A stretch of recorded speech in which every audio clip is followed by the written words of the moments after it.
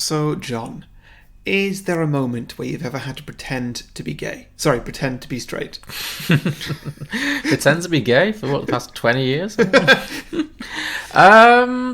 Yeah, I mean, not counting the first 17 years of my life, obviously. Okay. Yeah. Gave him birth then? What? Gave him birth. Yeah, I'd say so. Yeah. I mean, I don't want to get into the whole nature versus nurture thing, but as far as I'm aware, you know. Okay, sure. I can't remember a moment of turning, you know. But yes, so there was one occasion I remember in my early 20s when I went hitchhiking with a lesbian. Okay. Actually, there was a bunch of us went hitchhiking, including your brother, who's often a side character in these stories of mine. There were two couples who have like heterosexual man, heterosexual woman, you know, and then there was me and a lesbian, and we were the couple who were paired up to hitchhike to this event, and it took us a lot longer to get picked up than the other two couples. The other two couples got picked up right away. They looked like the kind of people who should hitchhike, you know. They were hippies. We just looked like a bunch of queers sat on the side of a road. The cars like sped up. Yeah. Eventually we did get picked up in a van. Sorry, I'm just in my head. I'm just picturing autobiography titles for you. Yeah, queers on the road. Yeah, yeah. Eventually, we did get picked up by some picking up queers in a van. Yeah, they did. It was a van, and the lesbian in question, who I won't name, but you know her, got put in the back of the van, and I had to sit up front. Right, and I believe she got the worst of it because she was in the back in like pitch darkness with a bunch of random men and some dogs, and I was up in the front with the driver, and they were all very Newcastle. Okay, if you know the city of Newcastle in England, they were in Newcastle, and yeah, they were very straight, and I don't think they twigged to who they'd picked up particularly, and so straight men do have the worst gaydar in the world. They often do, yeah. And as we're driving, as I could hear like the dogs barking in the back, he's like, "So the guy says, so is that your bird then?" And I went, "Yes, it is." And I've never grabbed your crotch. I've never been butcher. Yeah. Well, very good. And it was self-preservation, and you made it then. We got halfway, and then we gave up and came home again. But yeah. Okay, right. we weren't killed, so you know, I'm chalking up as a win. Yeah. Sure, yeah, okay, well, clearly you can pass the straight. Well done. Thank you. I mean, I don't consider that an achievement, but sure. Yeah. Well, it's hard for some of us. True. Some films are fine just the way they are. Other films sometimes take it way too far. But really, how bad could it get? Let's go beyond the box set.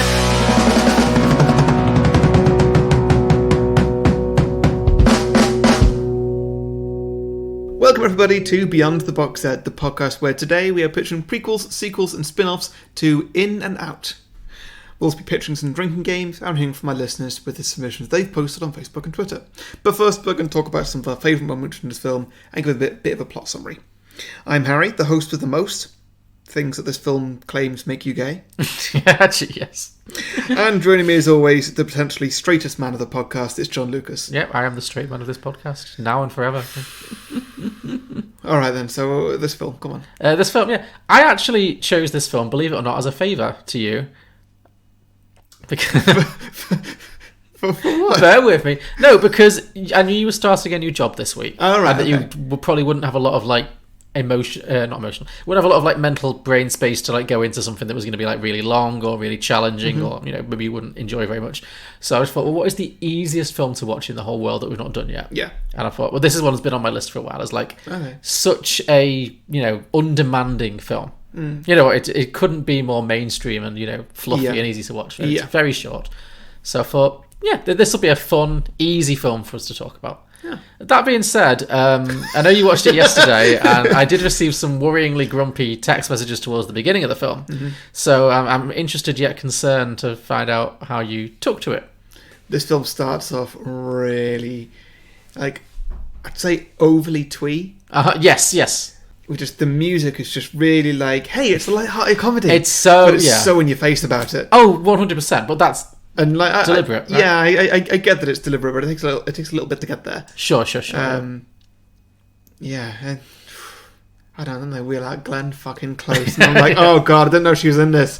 Oh. It was only a cameo. I'd forgotten to. I did laugh when I watched it. I was like, oh god, I've done it again. Because she is in it for like literally one scene. Yeah. But on the whole, it was good. I'm glad. I liked it. Yeah. I mean, this film, it is very of its time. Yes. It's very 90s. It's quite dated. I think you couldn't make this film today in the same way. Like, there's a lot that is, does it lean very heavily on very broad stereotypes? Yes, very much so. This is That's what it's about. hugely stereotypical film. Yeah. And, it's two straight men playing gay. It is, there's a lot of things you could criticize, but I would describe this film as delightful. It wins just on charm, I think. It means no harm. It is dated and there's certain things that you could question, but it's got its heart in the right place. Yeah. The acting is universally really likable. It's a fantastic cast. Then most of all the jokes they land. It's just funny. The jokes are just, they hit the jokes are intentional jokes. They're really good. They are. The intentional jokes work. And so I just think this film is just a very charming film, even though there is a lot of stuff about it that is very dated, it's very broad, but ultimately I just really like it. I just think it's, I can't bring myself to be offended by this film. It's just too funny and sweet. Yeah. Yeah. So yeah, that's very true. Yeah, well, I'm glad you liked it too, because I was worried when I got those initial text messages, like, my god, this is shit. But you're right, it lulls you into this sense of what it's trying, because it's really laying on thick this whole idea of it being this perfect town. And you're right, the soundtrack is or the score I should say, it's like from that very 90s place of just it's a small town, so everything's woodwind. Yeah and chintzy and the film doesn't really get going. It doesn't tell you what it is for ages. It kind of jumps around all over the place. It's got this guy who's a teacher, and you see him a bit in class, and you see him a bit at home, and you see just little bits, and there's not really any story there. It's just kind of set up on here is this person. Yes. Let's just have a look at this person for a bit and see what he's doing in his normal life. You're like, okay, why do I care? I don't care. This is really boring. And then it cuts to the Oscars. I'm like, okay, so now it's the Oscars. Yeah. And Whoopi Goldberg's there, and this, what I'm going to call knockoff Brad Pitt. Yeah. Oh, yes. Definitely, that's what it's going for. This Brad Pitt, Leonardo DiCaprio, 90s. Yeah. Yeah. This is Matt Dillon who plays the Cameron Drake, the movie star. Yeah. And then it just cuts to the film that he's been nominated for about 10 minutes. Oh, I loved I loved the Oscar scene. It was hilarious, but it really went on. It felt like they showed the entire movie in the Oscars. Yeah. And I was joking, saying well, is this what the Oscars was like in the 90s? They just showed you all the films they were nominating? Yeah, the year Titanic was nominated, it was a 9-hour ceremony. Yeah, and so at this point, I'm this film is all over the place. This is nonsense. This is not good. How did they get these cameos? They did really well to get these cameos. It is packed with stars. Yeah. Yeah, and it only really comes together when the Oscars bit finishes, and and the guy says he's gay. Yeah, and then I'm just like, oh, that's what it's about. Okay. See, I was really glad half an hour in at this point. Yeah, but I love a 90-minute film. I like that it takes its time. It builds up. It creates the character. Sure. Yeah. I'm glad that you didn't know what it was about as well, because I think that definitely helps that moment to land, that joke. Did you know that? So that's the plot for the. I mean, I'll do a plot summary now, but the essential boilerplate of this film is a teacher in a small town in America. One of his former students becomes a Hollywood film star, stars in a film about being gay. Ridiculous film. Yeah. Wins his Oscar, goes up on stage and dedicates it to his gay teacher, and inadvertently outs this teacher who is about to get married. Yeah.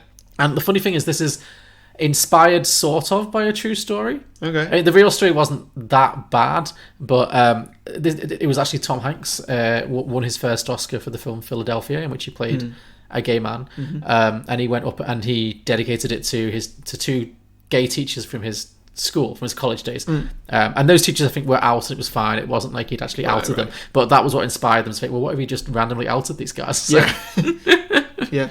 So that's where it comes from. But yeah. And I think they find some very funny material out of that, really. Yeah, they do. It's good. Oh, good. Yeah, I really liked the ridiculous film that guy was starring in. Yeah. To Serve and Protect. Yeah. They do. They truly show the entire movie in the you do the Oscar clips, and it's it's very much a parody of these Oscar baity 90s dramas where it's where the courtroom scene where he's all the evidence of why he must be gay. It's like an autographed photo from San Francisco, a letter from another soldier, a copy of Beecher starring Bette Midler. Give that back. Yeah, I loved all that. I mean, we both love a film about films and a Hollywood film. Yeah. And this film, the first part of this film, is great at just like skewering Hollywood. I mean, I also love, I know Glenn Close, whatever, but her bit was really funny when she was reading out the nominees for Best Actor. And Oh, and all the film titles that came up. yeah, it's like Paul Newman for Coot, Clint Eastwood for Codger, Steven Seagal for Snowball in Hell. You've got Michael Douglas in there. And Michael Douglas for Primary Urges, yeah. So, We're good. Yeah. This is Cameron's first nomination, and he's in extremely good company. Tonight he joins fellow Best Actor nominees Paul Newman for Coot, Clint Eastwood for Codger, Michael Douglas for Primary Urges,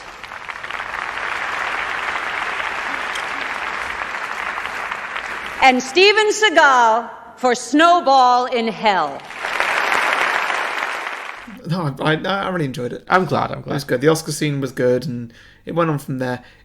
It did still manage to drag even after that. It has its ups and downs. Even though it's a 90-minute movie, it still it finds time to drag. I wouldn't say it like drags, but I would say like maybe the end, it doesn't quite know. I think it pieces out a little bit at the end.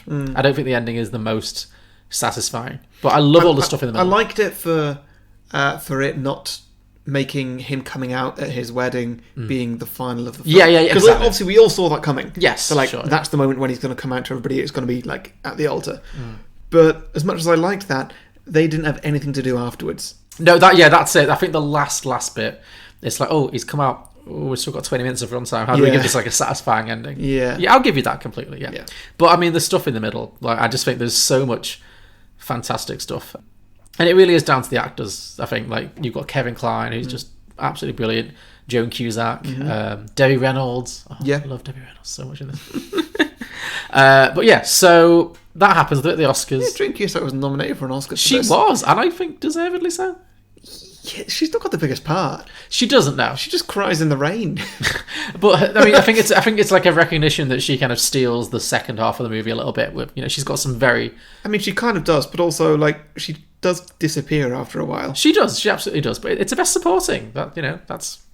I would say Kevin Kline also should have been nominated. Oh yeah, definitely. He is so funny in this and so charming in this. Yeah. But yeah, I can see why Joan Cusack also did get nominated. But so Joan Cusack plays his fiancée Emily, and they've been engaged for 3 years, and they're about to get married. They're getting married, I guess, the week after the Oscars. Something like that. The Yeah. time frame was a bit because the Oscars is on a Sunday, right? Yeah. And there's definitely a few days pass in between. Yeah.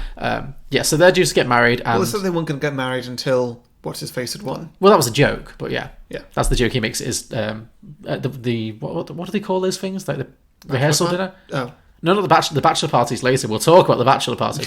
No, the rehearsal dinner at the beginning when he's like, "What?" People ask me why it took me 3 years to marry Emily, and yeah, they've been engaged for 3 years, but it turns out the same weekend their former student Cameron Drake, who's now become a Hollywood star, has been nominated for an Oscar, which, as we discussed, he goes on, he wins. It's fantastic.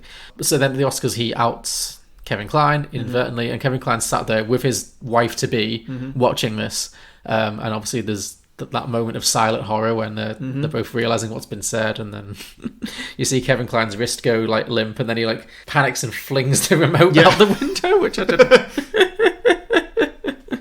At this point, I was thinking like he really is doing a Robin Williams on this. Oh yeah, I think Kevin Kline's is like a slightly less manic Robin. I think generally, have you seen him in much else? No. He's very funny. He definitely is like that kind of actor. But also got a bit of a Tim Allen vibe from him too. Yeah, absolutely. He's probably he lands somewhere in between. He's not as like over the top as Robin Williams is, but he's certainly like very physical in like the way he does comedy, and he's mostly a comic actor. So Yeah.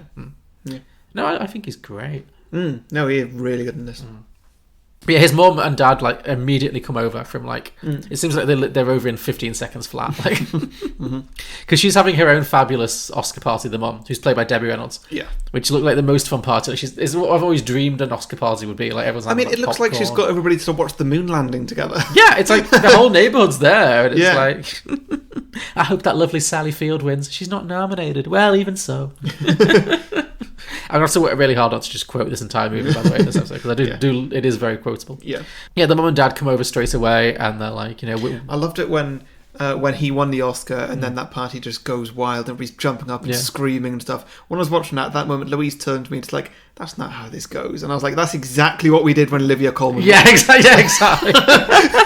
Yes, exactly. Oscar parties, maybe great. A little more so. Yeah, that's exactly what I want an Oscar party to be. Yeah, so like imagine if Olivia Colman like drank at our pub, you know. Yeah. The level of, you know. Yeah. And then was like, Harry's gay. But yes, so the mum and dad come over, and they, you know, the mum reassures Howard, the Kevin Kline character, that, you know, whatever happens, he's gay. He can be gay. He can be straight. He could rob a bank. She'll still love him as long as he gets married. Yeah, yeah. Because she needs that wedding. It's like heroin.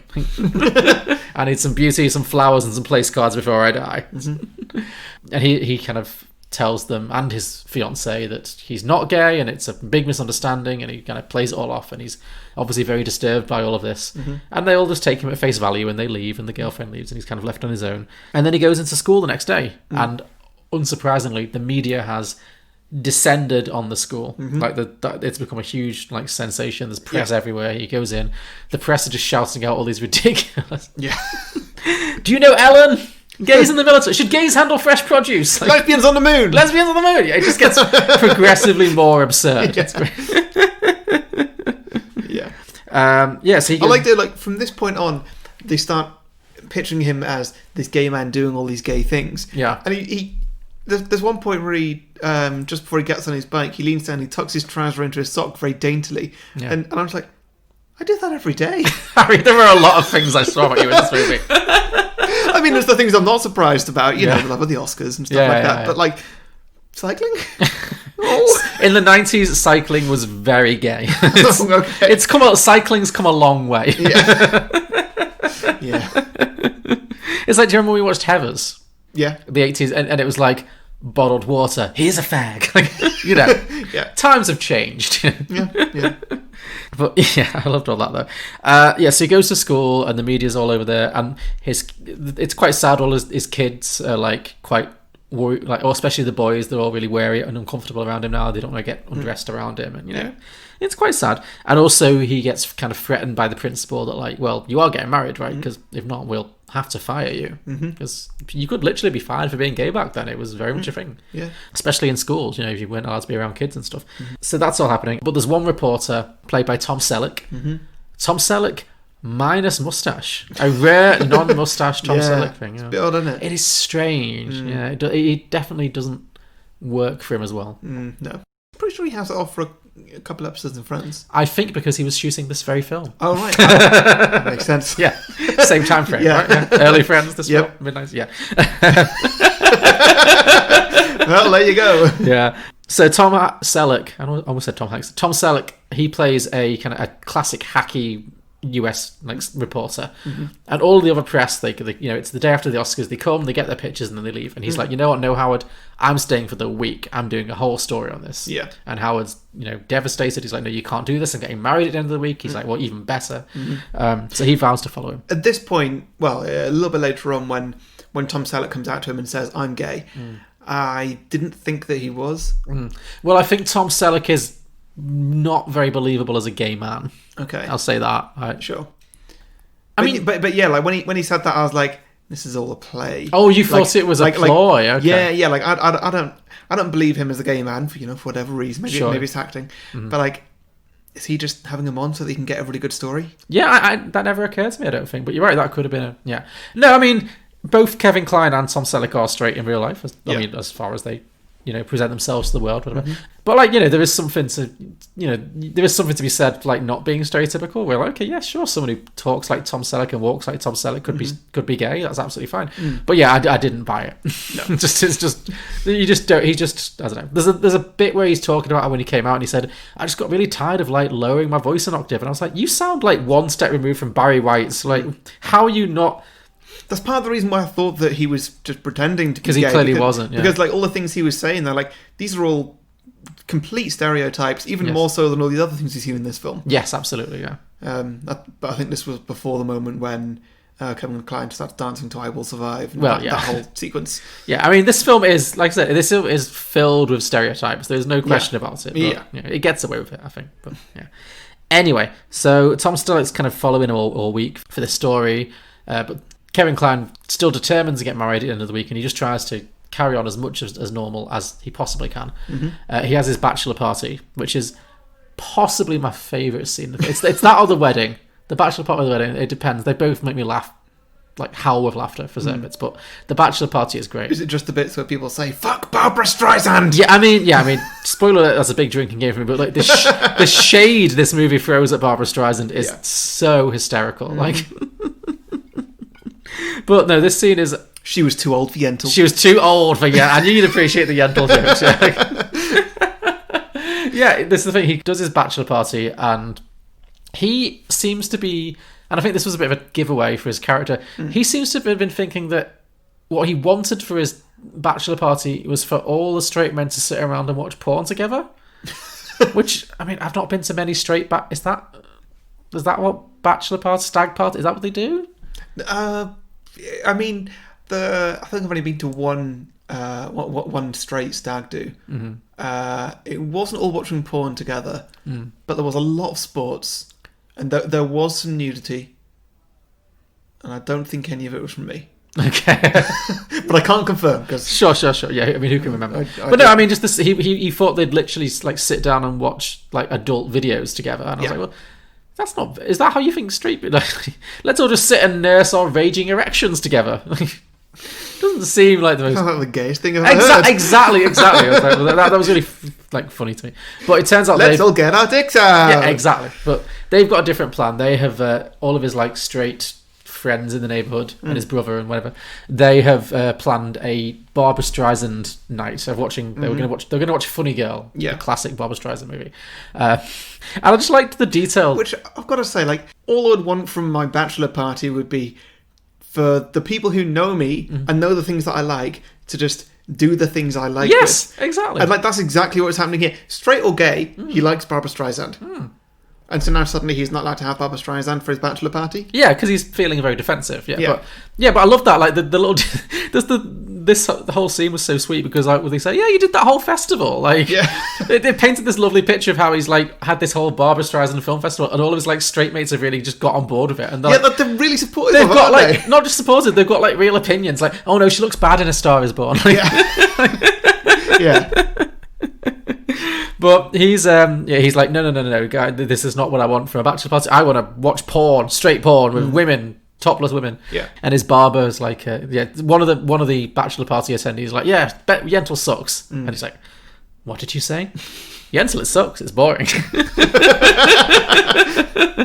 Say that again. She was too old for Yentl. Oh, I love it. It was so funny. And he just goes straight for his toupee. And then, immediately they just have this big wrestling match. So I guess he was happy. They both won. Well, I guess. He got what he wanted. I mean, his fight was like, I'm going to rip your toupee off and throw it in your face. It's not it's not really the straightest fighting, is it? No. But I just love that that's how it ended with them all just wrestling. A Star Is Born? Oh, sure. A Star Is Born? She looks bad in Star Is Born. Yentl! Yentl!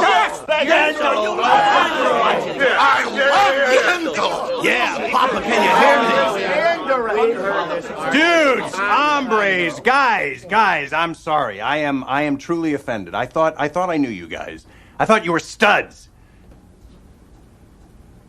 I guess I thought wrong. I'm out of here. Hey, maybe he's right. Yentl sucks.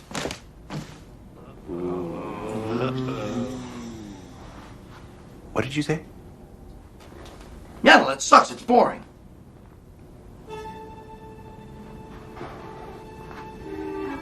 Say that again.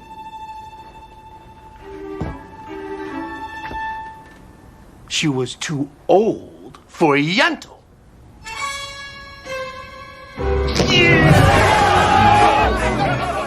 So he has this disastrous bachelor party, and he's still feeling very insecure. He goes to visit a priest, who is the same priest from Sister Act. Did you notice? Yeah, I've not seen Sister Act for quite a while. Sure, same priest. Yeah, he goes to a priest and he confesses, and this is where we learn that not only has he been engaged to Emily for 3 years, they've never slept together, they've never had a physical relationship. Yeah. And the priest's like, well, he's gay.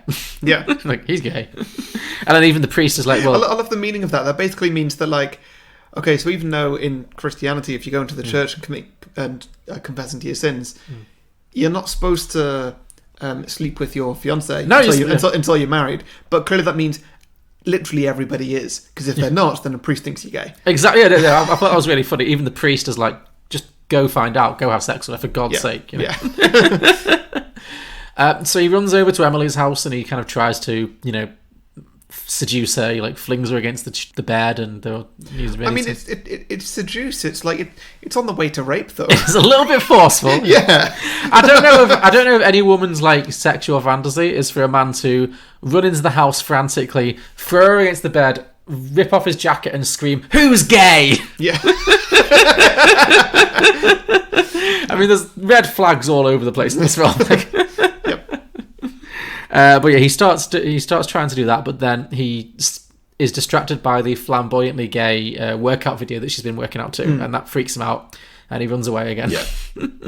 But she tells him that it's fine. She doesn't believe any of the gossip. She trusts him. I mean, she's got her own side. This is Joan Cusack, who I guess you most know because she's Jessie from Toy Story. Yeah, she's done her thing. She's great. Yeah, I like her. Yeah, but she's had her own story where she's like lost a huge amount of weight apparently for the wedding, and he's the first man who's ever loved her, and so she's very invested in this wedding, and there's lots of like, and that just adds more pressure to him because she's kind of quite needy, and so she's like, I could start eating again. I'm very fragile. Yeah, so they don't succeed in having sex, but she tells him that she trusts him and he needs to stop worrying, and she's not listening to all the gossip, so that kind of reassures him a bit. So, but then the day before the wedding, he runs into Tom Selleck again on the side of the road, and that's when Tom Selleck comes out and says, "Well, Howard, I'm gay. I'm gay. So I came out and it was fine. And it was." He kind of says, people were upset for 5 minutes, but then people surprise you. They'll actually get over it, and you'll be a lot happier on the other side of it. But Howard's not listening. He can't really accept it. So Tom Selleck's like, "You know what you need," and he just kisses him. Yeah, he just gives him a full-on long snog. Yeah, I love his reaction to it. I mean, Kevin Kline is a great physical comedian. The leg work he does in this scene, it's so good. His legs were all over the place. Yeah. It's great. Yeah, it's absolutely fantastic. But so then they're kissing on the side of the road, but then the mum drives up with the wedding cake, because of course she does, and invites Tom Selleck to the wedding, which is the following day at 9 a.m. Yeah. Mum, that's not how people get invited to weddings. Well, sure, yeah. It's not like, we're having a get together. You should come along. Surely the guest list is well established at this point. Yeah. But I also loved that the wedding was at 9 o'clock on a Sunday. It's very early. Yeah, 9 o'clock's not okay. No, screw that. Yeah, I mean, you feel very personal with this right now, but for a wedding as well, what time must Joan Cusack have had to get up to just start getting ready for this wedding? 5? Yeah, I don't know. Yeah. Anyway, we'll get to that. But in a last-ditch attempt to prove his heterosexuality, he comes home and he puts on a self-help tape. Yeah. Which we don't see him buy, so I wonder if he already owned it. Is there part of him that already kind of had these doubts? Maybe. Maybe. Yeah. Who knows? But yeah, he puts on this self-help cassette, which is sentient. It seems. It's just comedic. Yeah, no. This whole scene is absurd. But yeah, it seems like the self-help tape is literally omniscient. It's alive. Yeah, because it's commenting on everything he does. It's like, "Oh, you little teapot." It makes him tuck his shirt halfway, which I agree looks ridiculous. I mean, it looked ridiculous with that shirt. Different shirt, the scruffy look can work. Okay. But no, that shirt just looks terrible. Yeah.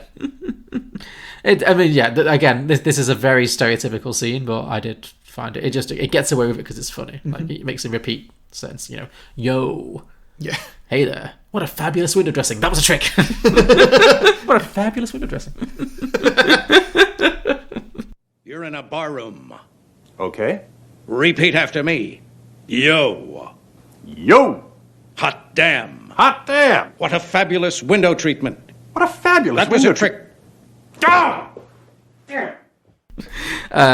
So he tries to listen to this tape, but he can't resist the law of the dance. It plays I Will Survive by Brian Ross. And says like, don't dance to this. Yeah. Whatever you do, feel the rhythm going through you and move your hips to this music. Which, of course, he does, yeah. Yeah.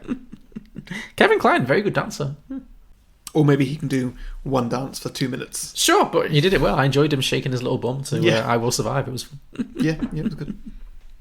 So yeah, he fails at that. But he still goes to the wedding regardless. The day of the wedding arrives, he's there. Well, Joan Cusack's getting fitted for the dress, and then she walks down the aisle. Mm-hmm. They meet at the aisle, and then as they're doing the vows, the I do moment, and it's a classic, take V Rachel moment, at the point where he has to say I do. And again, fabulous face acting. Like when the vows being read out, and you can see all the conflict in his face, where he's just kind of like realizing, oh god, I'm in too deep. This is the moment. And then at the end of it, he, rather than say I do, he comes out. He says I'm gay. Yeah, and everybody's shocked, but also a lot of people aren't shocked. A lot of people aren't shocked, but his mum tries like, he's saying he's having a wonderful day.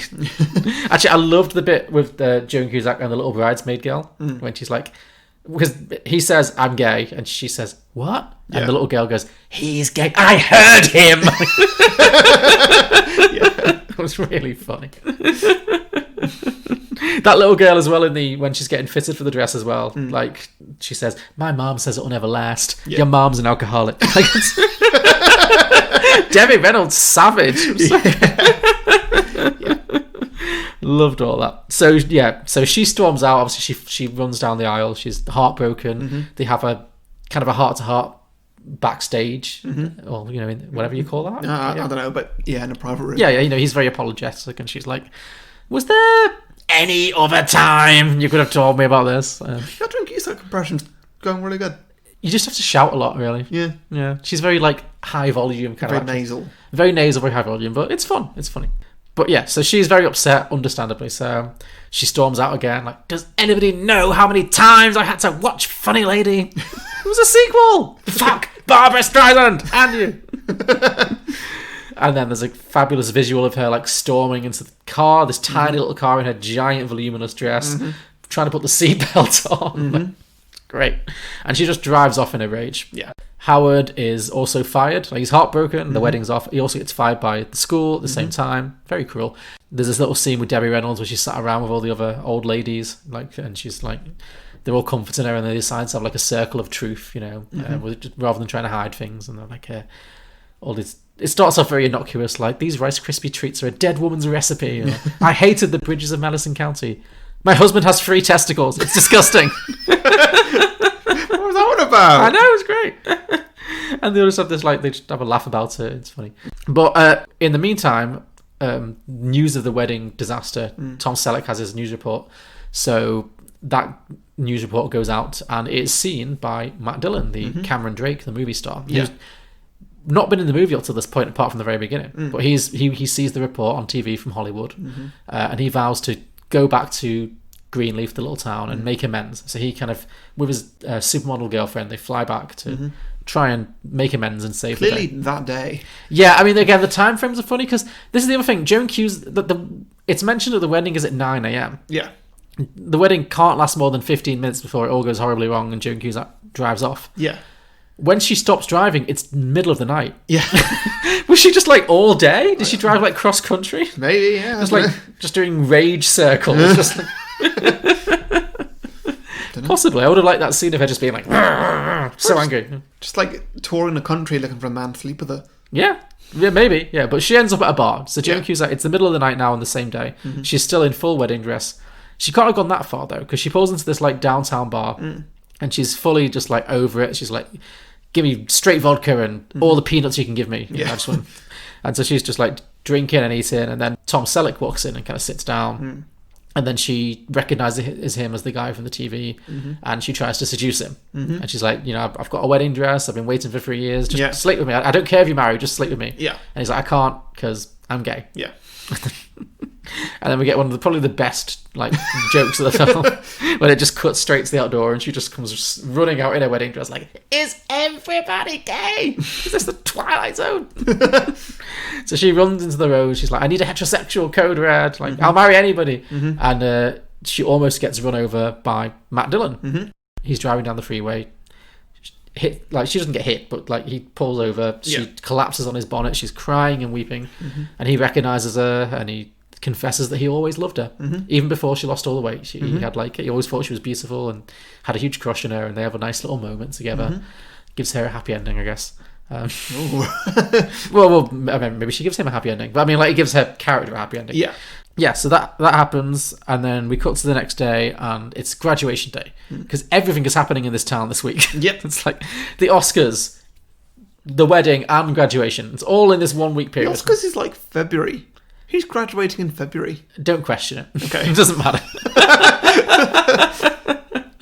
But he's not really supposed to be there. He's technically barred because he's been fired. But his dad kind of has a heart-to-heart with him and says, you taught those kids, you should absolutely be there. So he walks on in the middle of the ceremony and he sits down on the stage and they just don't really acknowledge him. And then another teacher wins Teacher of the Year because he wasn't eligible because he's no longer a teacher in the facility. Yeah. And then Matt Dillon crashes the graduation. He's like, well, shouldn't you have won this? You're clearly everyone's favourite teacher. Which he is. He's unrealistically popular with the kids. Yeah. They love him. Yeah. Before he comes out, they absolutely adore him. Yeah. Much more than any English teacher I remember being. Well, it's because the majority of, at least the male students in that school, are very likely gay. Very probably, yeah. That's the impression I was getting. No, as absolutely. it was all going along. Yeah, 100%, yeah. When they're all talking about homosexuality in a very sort of oh no, I definitely don't like it. No. Yeah. It's only acceptable in prison and in space. Yeah. They just float into each other. So Matt Dillon kind of asks why Howard hasn't won the Best Teacher of the Year award, and then the head teacher kind of says, well, he might be a bad influence on the kids. That's why we can't have him anymore because it's a bad influence on the kids. And then the kids have kind of an I'm Spartacus moment where they all pretend that they must be gay because if they've had a gay teacher, that means they must be gay. And they kind of make fun of the whole concept. And all the kids just stand up and I'm gay, I'm gay, I'm gay. And then the whole community does it as well. His parents. And I mean, for nothing else, for this movie, the fact that this movie gives us Debbie Reynolds standing up and going, I'm Howard's mother, and I'm a lesbian. Yeah. By herself, worth the asking price for this film. Yeah. I'm Howard's mother, and I'm very proud of him. And I'm a lesbian. Yeah, so it's a heartwarming, little I'm Spartacus moment where everyone, the community accepts him, they love him. He still can't win Teacher of the Year because that's gone to someone else. So instead, Matt Dillon just pulls out his Oscar that he's had the whole time for some reason. Yeah. Hands it to him, and Howard wins an Oscar.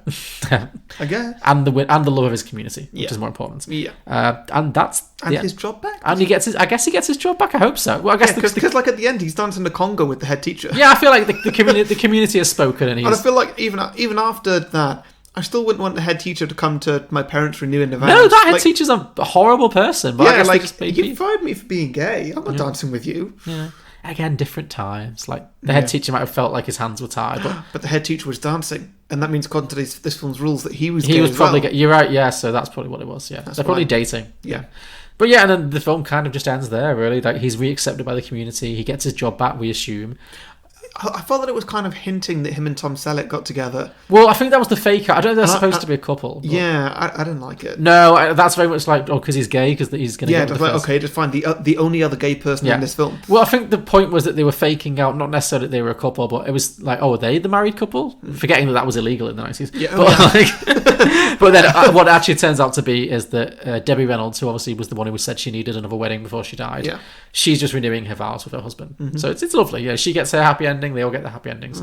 And the film just ends with the whole cast dancing to Macho Man, which I think is any film with the Wikipedia plot summary, the last sentences, the film ends with everybody dancing to Macho Man. I think that's a fantastic way to end a film. Yeah. So yeah, and that's it. Literally the credits roll as they all dance to Macho Man. It's like, okay, this film's done now. Yeah. It's good. It was a good I'm film. glad you enjoyed it. It's just, isn't it just like a very light, delightful, easy watch? It's just, it's entertaining. It's not going to change your world. It's just a bit of fun, but it is a lot of fun. Yeah. So, yeah, very true. Cool, so we do some drinking games. Okay, do you want to go first? Yeah, sure. So first up, drink for stereotypes. Yes, drink for dated gay stereotypes. This film has very many.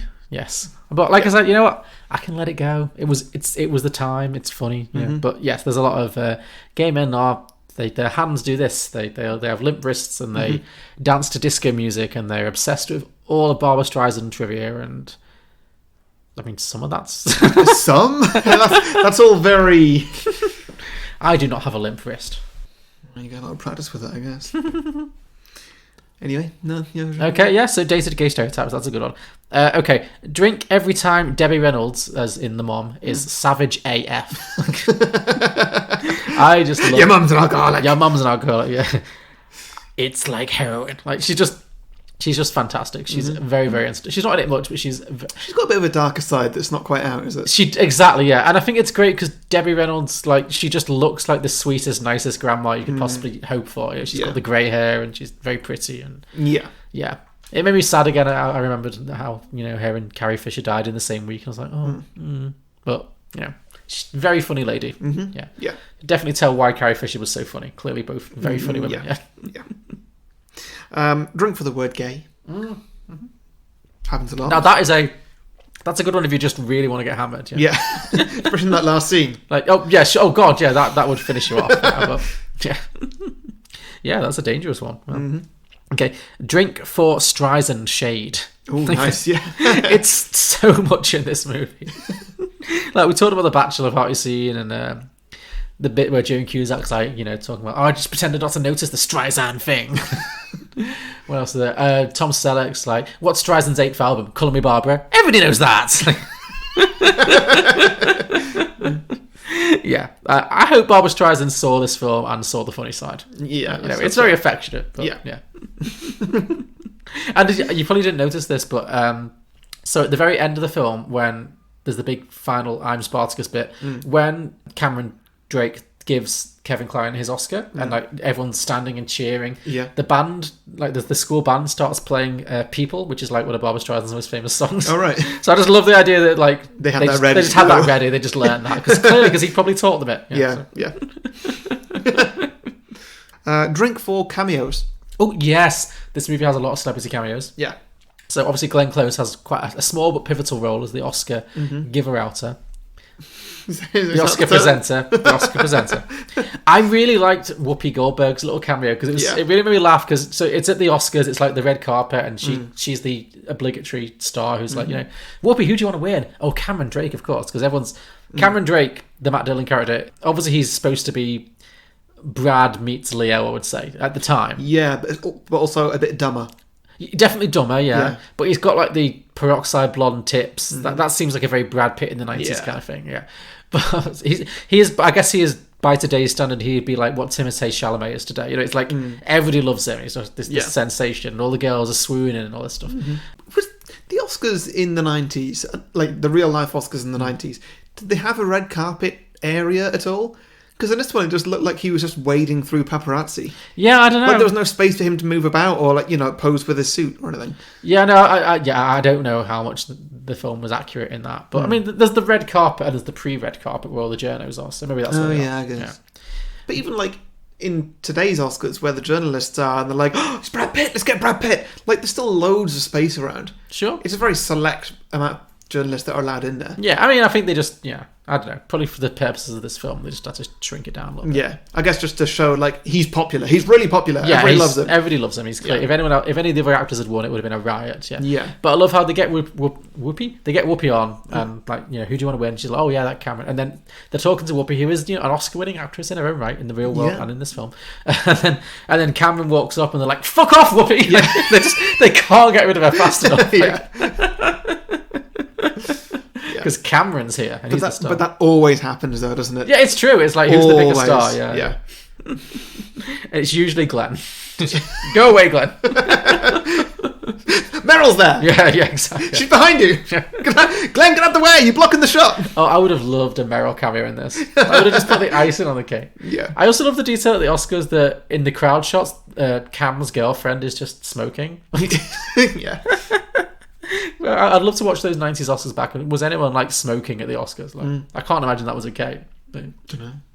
Let's see. Drinking games. Drink whenever he does something camp.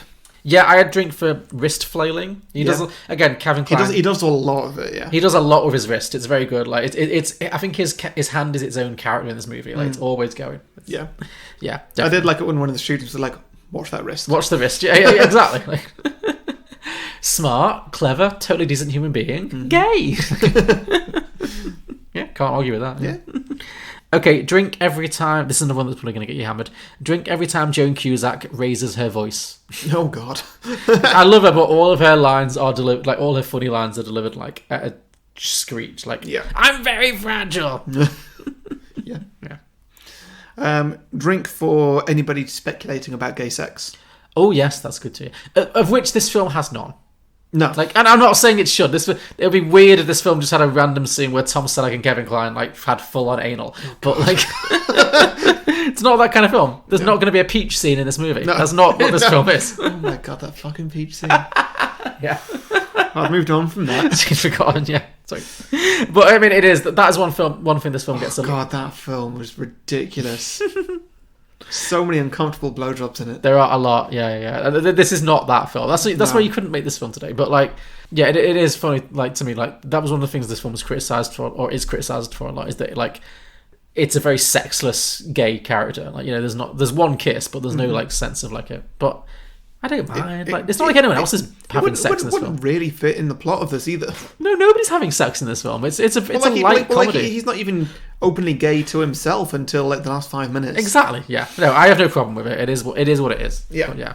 Does anybody here know how many times I've had to watch Funny Lady? It was a sequel. She was under contract. Fuck Barbra Streisand! And you! All right, well, before we get on to sequels, listeners, if you have enjoyed this episode, which, be honest, you have, come on. Yeah, I feel this has been a good one. Then, maybe you can say thank you to me and John by going to patreon.com/beyondtheboxset, where you can support us for as much or little as you think we're worth. If you do, you get a few bonus things. You get a bonus show where we review films that we normally see in the cinema. Mm-hmm. Doing a few requests at the moment, but cinemas are coming back right soon. Yeah, I can't wait. No idea what we're going to see first, but I think everything is coming out on the same day, so it's going to be a busy day. Yeah, so it's Tenet and Mulan are the two? Are they the big two? Is Mulan coming out as well on that? They're the two I've heard of, right? But I mean, I'm sure there's others. Like, yeah, I don't know if they're coming out on the same day. I mean, there's a lot of them are like, what is Wonder Woman 84 like next year now or something?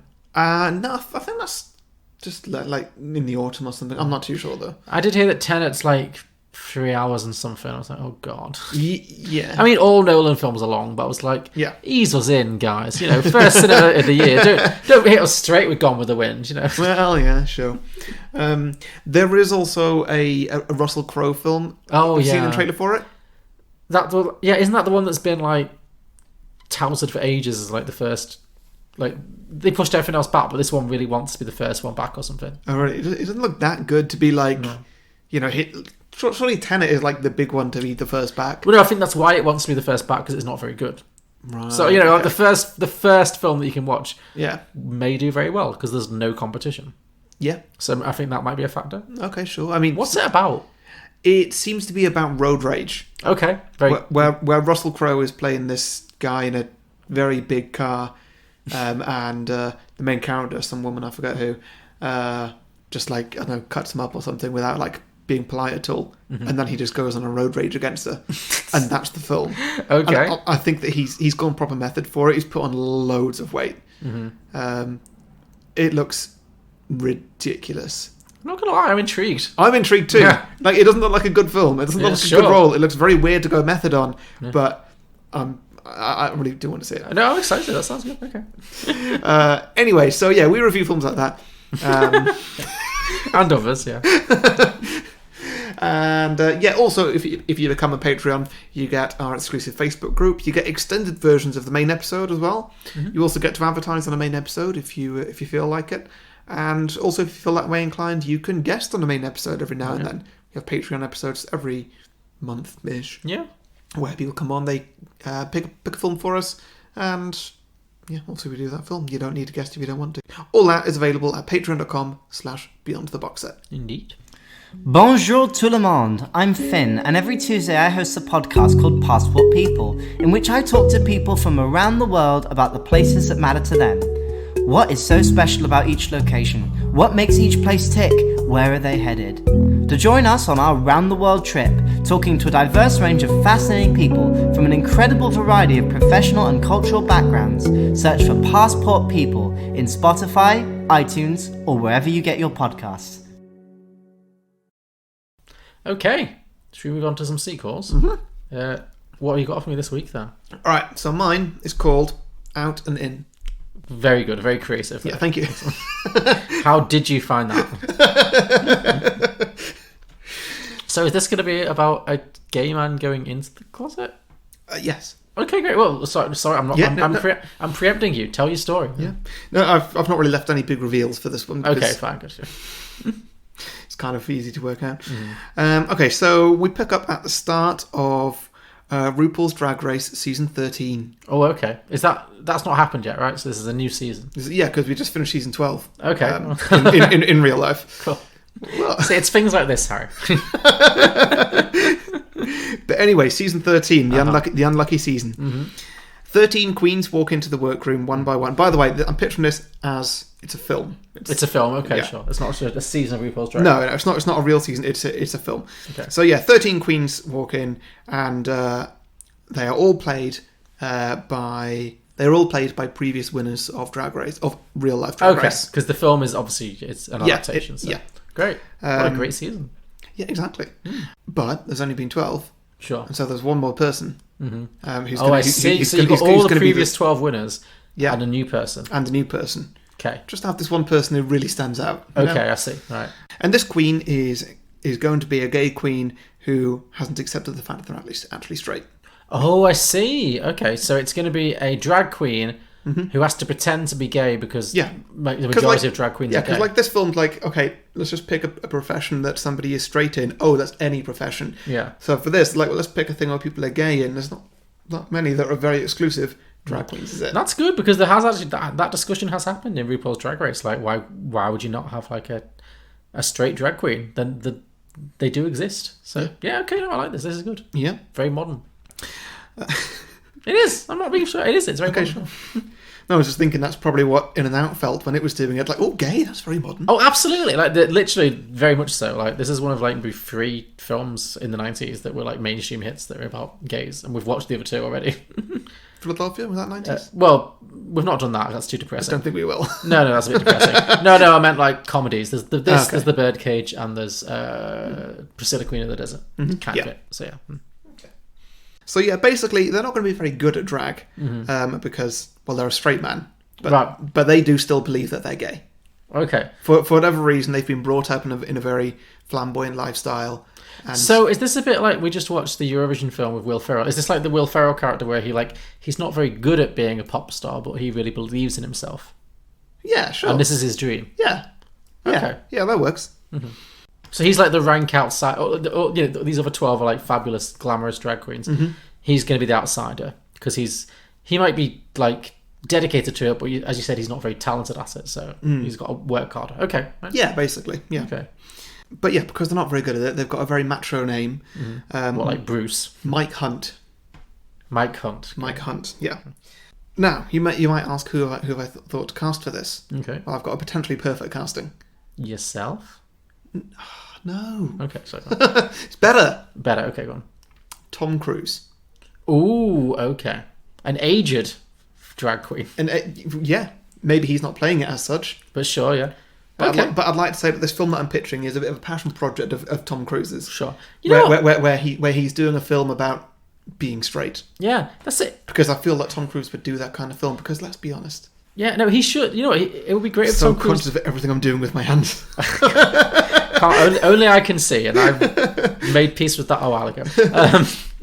No, Tom Cruise... Yeah, I think it'd be good for Tom Cruise to play, like, a closeted gay guy. That'd be, like, actually quite fun, because if he just acknowledged this thing that everyone like accuses him of, or speculates about, I should say, then I think he'd be able to be, take the sting out of it a lot. So, I like this idea a lot. Yeah, I bet Tom Cruise would be a good drag queen as well. Yeah, I think he would. He's short. He's got girlish proportions.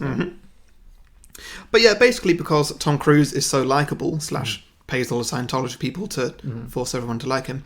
All the queens, they keep helping him out with his challenges. Yeah, there's always that queen who just relies on people to help. So he's like the Chandler of this season. He's not that gifted, but he's got the gift of the gab, and he's charismatic, and everyone likes him. Okay. I'd like to say that he never wins a challenge, but he also never gets in the bottom two. He's safely coasting through the middle. Okay, yeah. Pretty much, yeah. Sure. Do you want to try and talk about some challenges that they might do? Classic Drag Race challenge. So there's going to be a sewing challenge where he has to come up a dress. Anything with that? I don't know. You go. You know these things better than me. I'm just thinking for a Tom Cruise type. So maybe because he's so short, he does like a Thumbelina theme. Okay. Yeah. Or a Tom Thumb theme, whatever. Yeah. Okay. Who would he do for Snatch Game? For Snatch Game. Well, this is the question. Who would a drag queen played by Tom Cruise do for Snatch Game? Thinking like Tom Cruise's physicality, like he's a very unique actor, isn't he? He is, yeah. I mean, we could do like an in-joke where he does Nicole Kidman. Yeah. Because he's not actually Tom Cruise in this world. No, because Tom Cruise doesn't exist in this world. But maybe Nicole Kidman does. So he could do his own ex-wife. Yeah. Good work. Yeah, that works. That totally works. He could do like a racially insensitive Cuba Gooding Jr. from Jerry Maguire. Yeah. Maybe that gets him in trouble. Like RuPaul laughs, but then there's backlash from the public because he's basically doing blackface. Totally, yeah. There's options. Yeah. Do you want to go for any more challenges, or shall I move on? Well, they're the main two. What would you... lip sync for your life. If he ever gets to that point, what would he lip sync to? Take my breath away. Danger Zone. Oh, Highway to the we had the same thought, like Top Gun songs. Yeah. Danger Zone's better, definitely. Yeah. It could be like all the Tom Cruise references without him actually being Tom Cruise. Yeah, definitely. But either way, he makes it right through. Great. Yeah, he makes it to the top 4 without ever winning a challenge. So is he like the scrappy underdog who somehow makes it to the end? Is that his not sort of thing? Arc? Yeah. Just kind of goes by unnoticed. He's never the worst. Yeah. Yeah, and so it's only actually in the semi-final when people start to kind of, put 2 and 2 together, and it's when a knocked out queen, played by Sharon Needles, is sashaying away, that she says, "This is bullshit, and you know why? It's because that bitch isn't a bitch at all. They're a straight man." He's been in. Oh, you brought the shade rattle. Oh, you've come a long way, baby. And so then, for the next episode, for the live reunion and final, Mike Hunt has resigned from competing. So is Mike Hunt his drag name? Yeah. Okay, good. That's better. Yeah. Cool. He has resigned from competing, causing a lot of controversy and speculation he was actually disqualified. Oh, so he didn't finish the season. Okay. Well, yeah. But, as a show of good faith, he is still invited to the reunion, invited up on stage and everything. Oh, is he going to win Miss Congeniality? And during the reunion where he gets his moment, RuPaul, under a lot of pressure to not look discriminatory at all, says, "So Mike, let me ask this question on everybody's lips. Are you keeping a secret from the world?" And he says, "Well, yes, Ru, I've been lying to myself. I've been lying to my fiancée, Latrice Royale. I've been lying to you, the other queens, and the whole rest of the world. I'm a straight man." It's the hardest thing in the world to admit. And the crowd erupts into applause. Oh, that's nice. Ru puts a hand on his leg to show support, but he flinches and bats it away. Oh, because he's so straight. Right, I was saying. After that moment comes the part of the night that everybody's been waiting for, the awards. Okay. Mike is sitting in his chair with his head slumped down, and as the Miss Congeniality Award comes up, and it goes to the Queen, played by Tyra Banks. Wow, okay. Unlikely, but sure. The winner of the season 13 award comes up, and it goes to the Queen, played by Adore Delano, or whoever wins season 6, which I've not yet finished. Don't spoil it. Okay, I'll not saying a word. And for the first time in drag history, The late Michelle Visage Award for the best facade goes to Mike Hunt. Oh, wow. So Michelle Visage has died. Mm-hmm. And, and the best facade. An interesting category. But... Facade is a lie. Yeah, sure, okay. Visage, facade. Yeah, okay. So he does win something at least. He wins something. It's not even the Miscongeniality Award. It's like a new thing, yeah. It's a new thing, especially for Mike Hunt. Okay, that's nice. Yeah, that's pretty much it. Okay, so he wins his award and he becomes part of the Drag Race royalty. And at that point, does Drag Race, do you think it becomes like it breaks down some barriers for more like straight people to compete if they want to? Yeah, maybe. That'd be nice, yeah. Yeah. Okay, it's very inspirational. Bit for a variety for it, I guess. Yeah. I mean, obviously, I've not got that far into it yet. I don't know if it's kind of drying up by season 12. I'm sure your time will come. Okay, great. Fingers crossed. Yeah, very good. Do you have a title for that? Out and In. Out and In. It was Out and In, sorry. Of course. Cool. Very, very good. I like it. Okay, so my sequel. Yeah. Unlike yours, it is a direct sequel to the film. Okay. Set obviously 20 years later. Mm-hmm. To mark the passage of time. So 20 years have passed, and Howard, our main character, played by Kevin Kline, is now he's still living in Greenleaf, this beautiful Indiana town, this small town. But he is now the principal of the high school. He's moved up. He's now the principal. Still very much loved by the town. Still, a pillar of the local community. Mm-hmm. As is Hollywood superstar Cameron Drake, who ended up marrying Joan Cusack, because at the end of the original film, they had a little thing together. Yeah. They got married, moved out to LA, and she now writes and produces most of his movies. So they're like a power couple. They're a celebrity Hollywood couple. Yeah. One day, so he's not seen them in a while because they've been out in Hollywood ever since. Just, all these years have passed. But one day, news hits the town that Cameron and Emily are making a film all about Howard. Mm-hmm. And Emily actually calls up. I thought this was already happening at the end of the film, or near the end of the film, or something. Cameron, what was his name? Cameron Drake. Cameron Drake. Doesn't he get a call just like, do you want the rights to play this character, or something like that? And I assumed that it was already about this. It was like when the story was kicking off in the mainstream media, and then he gets this call. Maybe I think I missed that, but it's possible. Right? Well, that's what. Either way, it's a good idea. Yeah. Well, thank you. I've either stolen it subconsciously, but whatever. Yeah, but Emily calls up Howard and asks for his permission to sign a release so that she can make the story of their life essentially. And he's very uncomfortable with that because he's not really a person who wants to seek publicity. But also, he's even 20 years later, he still feels so guilty about jilting at the Oscars. He still feels so guilty about jilting her at the altar that he can't bring himself to ever turn her down. So he does give her permission to make this film. So she does, and then a few months later the film comes out, and it's about a closeted gay teacher in a small town who comes to terms with his sexuality after being outed at the Oscars. And Cameron is now playing the role of Howard. So because he's obviously 20 years older, so he's now playing the Kevin Kline role, and that could be like its own joke about how it's still straight actors playing gay parts, and how brave he is, and everyone's like, oh, so brave. Yeah. But anyway, he stars in it. The film comes out, but when the film was released, Howard watches it and realizes that the film is not a light comedy like the actual film In and Out is. It's actually a very serious Oscar baity drama. And it's all told from Emily's perspective. And it's actually a tragic story about a woman with low self-esteem who ends up engaged to a closeted gay man. Yeah. And how she gives years of her life away to this doomed relationship. So and it doesn't paint Howard in a very flattering light. It paints him as a liar and a coward, and it's all very much pro Emily in this film. Even to the point where it implies that he was the one who always pressured her to lose weight, because that was a whole plot line as well. It was that he made her feel like she wasn't good enough, and so she had to lose all this weight to make him happy, and then he still jilted her. So it's really Emily working out her resentments in this film, essentially. Yeah. So he doesn't come out of this well at all. But the film is a big hit, and it actually wins Cameron his second Oscar. All right. For once again, it was the second time around playing another gay man. He wins another Oscar for the role.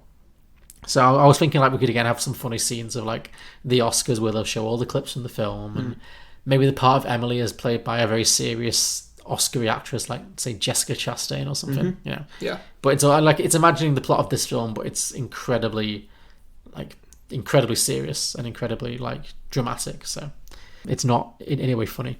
Howard watches it and he's quite upset. He feels like it paints him in a very bad light, and also it makes him into a bit of a pariah around the town because suddenly, because everyone's watching this film, obviously, and they all suddenly see this new side where they think, well, actually, yeah, he screwed Emily over. He was a coward, Especially in the modern world, it's 20 years have passed. Gay rights have changed a lot as well. The world has changed, and he's got all these young pupils now. And I was thinking, like, obviously in the original film, he's got his students who worship him, whatever, but they're all like very stereotypical, like straight kids or whatever, or poorly closeted kids, but whatever. But I think like 20 years later, he's got all these kids now he's teaching who are like very modern, very millennial, very like gender fluid, and some of them are like identify as like non-binary and trans, everything. Like they're a lot more comfortable with sexuality than he ever was at their age, or even when he was in his 40s. So. And that makes them feel a bit resentful because he feels like they have it so much easier than he ever did. So all of these students who are very much, very woke, they don't understand why he'd ever have lied about his sexuality. So they kind of judge him very harshly for that. They're like, well, why would you ever lie to that poor woman and take her all the way to the altar when clearly you were gay? And that makes him very bitter because he feels like they don't appreciate how much harder it was for him in his day when coming out was like this momentous thing. So he's not happy about the way this film's turned out in the slightest, basically. He's very angry. The film comes out, it's successful, or, the Oscars are won, all that happens, and he just is very bitter. And then a few months later, Tom Selleck rocks up in town from LA. Okay. He's still working, in LA, in Hollywood. He's still very much like a Hollywood type. And he approaches Howard and explains that since this movie came out and became a huge success, he now wants to do a follow-up documentary about the real Howard Brackett. Right, okay. So he wants to tell the true story. And Howard's very unsure at first, but because the movie really painted him in such a bad light, he eventually reluctantly agrees because he hopes at least maybe this film will clear his name and tell his side of the story. That's how Tom Selleck sells it to him. It's like, well, I'm going to tell your side of the story. So that he kind of lures him in that way. So then a lot of the film, I think, is going to follow him, Howard and Tom Selleck's character, making this documentary about, what really happened and about Howard's life now as a head teacher in this small town and in this new culture. And in the process of this documentary, because it involves interviewing a lot of the students, talking to them as well as talking to Howard, Howard kind of realizes that even though he's openly gay and has been for like 20 years, his students see him as a very conservative person. They perceive him as being quite conservative because he isn't very, aware of what current teenagers and what young people struggle with. Like, he doesn't really know what non-binary means. For him, it's like straight or gay. He doesn't really think about the grander scheme of things. But so this documentary gives him an opportunity to kind of connect with his students and realize that even though he's an openly gay man, that doesn't mean that he doesn't have anything else to learn. There's actually still a lot of things he could learn to be a better, more accepting and more tolerant person. And so that teaches him an important life lesson. So the documentary then, it gets filmed and it ends with him giving this very impassioned speech to the camera, which will be like the big Oscar moment, I guess, where he talks about, how hard it was for him to hide his true self for all those years and how he feels like he lost so much time by, by hating himself and trying to do something he wasn't. But ultimately, he now appreciates how important it is to be true to yourself and how glad he is that he can be honest with himself now. And that helps him to understand his students and also to understand Emily and why she's still so angry at him after all these years, because she feels that he took a lot of time away from her and all that kind of stuff. So the documentary comes out and it's very successful, as documentaries go. It's not like a blockbuster, but it's well received, it's well reviewed, whatever. And it actually gets nominated the following year at another Oscars for Best Documentary Feature. Oh yeah, okay. So obviously Tom Selleck made it, so he gets nominated. It's not Howard's achievement, but Tom Selleck takes Howard to LA to attend the Oscars and to help him promote the film. So I feel like this could be the bit in tribute to the original film where we can have like cameos from current movie stars and stuff. He's mingling at the Oscar parties and stuff trying to promote his documentary. He'll probably run into Whoopi at some point. Fucking Glenn Close. Glenn Close, I'm sure. But so he goes to the Oscars with Tom Selleck. He also runs into Emily at the ceremony, maybe, or at some party, and it's the first time they've really spent time together since the wedding jilting thing. So they apologize to each other and they make peace. They hug it out and they just reconcile completely. He apologizes for how he treated her. She apologizes for making him look so bad in the film she made, and they finally like reconcile their relationship. So it's all good. And then at the ceremony, we end at the Oscars, where the Oscar for Best Documentary Feature is awarded, And who should step out to present the Oscar but Barbra Streisand? So she walks out, Howard's idol, the legend herself, presents the Oscar. Howard's film wins. Tom Selleck goes up. He drags Howard up with him, says, this is the man, this is the reason this film exists. So the film ends with Howard on stage with the legendary Barbra Streisand, who hands him his Oscar and then grabs him by the neck and whispers in his ear, "I was not too old for Yentl." And then the credits roll. Yeah. So he gets to clear his name and meet his idol. I like it. Yeah. So that was In and Out to Hollywood Howard. Why would Barbra Streisand say that to him? Maybe she watched... Because one of the guys in his bachelor party said that a few years ago. Maybe Emily... And he disagreed. Maybe Emily included that in her film. Who knows? Maybe the Streisand thing was a big feature in the film. Who knows? Yeah. Or maybe the document... Maybe in her film she turned it around a little bit so that he was just a bit everybody. And when that guy in the bachelor party says she was too old for Yentl, and he's like, oh yeah, I guess. Yeah, maybe he made him look bitchy. Yeah. Or maybe the documentary included some old footage, and maybe one of the his straight friends who threw the bachelor party was video recording it. Yeah, but if that was the case, then Barbra Streisand would be like, you're right, I wasn't too old. Well, she could say that too. She went, you're right. Maybe that's what she says. Maybe she gives him a hug and says, you're right, I wasn't too old for Yentl. I just want to have that little tagline. Yeah. You could do it a number of ways. But yeah. Yes, that was Hollywood Howard. I like it. Yeah, it was really good. Thank you. Yeah. Okay, so I've got a few little listener submissions here. Excellent. Hit me. So first up, from James Spooner, I've got Inside Out. Oh, okay. Oh, yeah. But it's just literally this film from the point of view of inside his head. I can't remember if I ever pitched that for our Inside Out episode or if anyone else did. But yeah, I like that. That could be a really good follow-up to Inside Out. The same concept, but in the mind of somebody who's coming to terms with sexuality. It just adds a whole extra layer to what those brain personalities are thinking, yeah. Would you need to add a sexual emotion or something? Or I don't think so. You could still just have fear and, disgust, and just wrestling with it. Was confusion one of the emotions? No, it was joy, sadness, anger, fear, disgust. Yeah. They could all play a part in coming out. How does confusion work in that world? When all the emotions, when they're all fighting? They're fighting, so... Yeah. Okay, yeah. I can see that. I think that'd be very good. Yeah, that works. That works. Let's see, Benjamin Hale says, In and Out and Shake It All About. In, Out, Shake It All About. Very good, yeah. Makes good sense. Is that the next installment in the Hokey Pokey cinematic universe? Yeah. I guess, yeah. I think that's all I've got this week that's actually decent. That's not just furiously in and furiously out. Oh, okay. Just the two. Okay, I have some as well. I've got plenty of electric boogaloos. And of course. So I have a few as well. John Coombs said Out and About. I think we already had that one. Tom Brennan said, same universe, but completely different story, where it's occasionally referenced how bananas it was that anyone cared that he was gay. Yeah. This is very much an of its time film. Sure. CJ Tour said, a straight English teacher is outed as gay, but is actually straight and becomes an icon for a small town that wishes to be more progressive. So that could be interesting. If the same plot, but rather than him actually being a closet gay man, he genuinely is straight. He's just not stereotypical. And so he has to pretend to be gay, or just he still wants to marry this woman because he genuinely does love her. But but the town has decided that he's gay, and he doesn't know what to do. So it could be interesting, yeah. Yeah, I sense that one coming from me as well. Yeah. A dream on. John Manley said, In and Out, Escape from Pirates Cove.